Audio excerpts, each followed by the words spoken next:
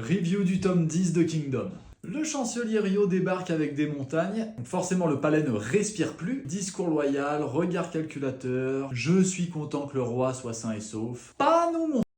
Le mec avoue son crime puis après nous balance que c'est une vanne. Donc humour très spécial mais pour le moment le mec il est intouchable. Mobu en profite pour demander le retour des 6 grands généraux. S'il a envie de raser un village le matin au petit-déj, c'est possible. Le mec se proclame l'homme le plus fort de Chine alors que Uki existe. C'est audacieux. Shuei-kun, pour le moment pas inquiétant mais pas rassurant non plus. Ultra intrigant. Pen veut évoluer, elle veut devenir stratège, donc le cerveau du champ de bataille. Elle atterrit chez les alliés de Ryo, donc apprentissage premium garanti. L'ambiance aussi, surtout quand elle tombe sur une conversation qui parle de fumer Shomun-kun, trop bien. Moment doux et beau entre Kyukai et Shin, Kyukai qui explique à Shin qu'il faut qu'il arrête de foncer tête baissée comme un Shin qui répond à Kyukai qu'il la veut dans son équipe. Shin débarque non pas dans la résidence, mais dans la ville de Uki. Le mec revient d'un entraînement somme toute basique, bon un mec a carrément perdu un bras, Il demande à Uki de l'entraîner, que ce soit physiquement, mentalement, il vise même le poste de bras droit. Uki raconte la légende des 6 grands généraux, et tu captes qu'ils avaient pas seulement des titres en fait, c'était vraiment des menaces vivantes les mecs. Genre l'un d'eux baillait, ça faisait trembler toute la Chine. De là Uki kick Shin d'une falaise, ah bah pédagogie oblige Shin atterrit direct en plein champ de bataille, seulement là il doit pas juste combattre, il doit dominer le champ de bataille, passer de guerrier à commandant. Et le tome se termine sur Kanyu qui accueille l'hiver. Tout le monde part s'entraîner dans son coin, tout le monde veut devenir un monstre. Ça annonce la maxi tempête.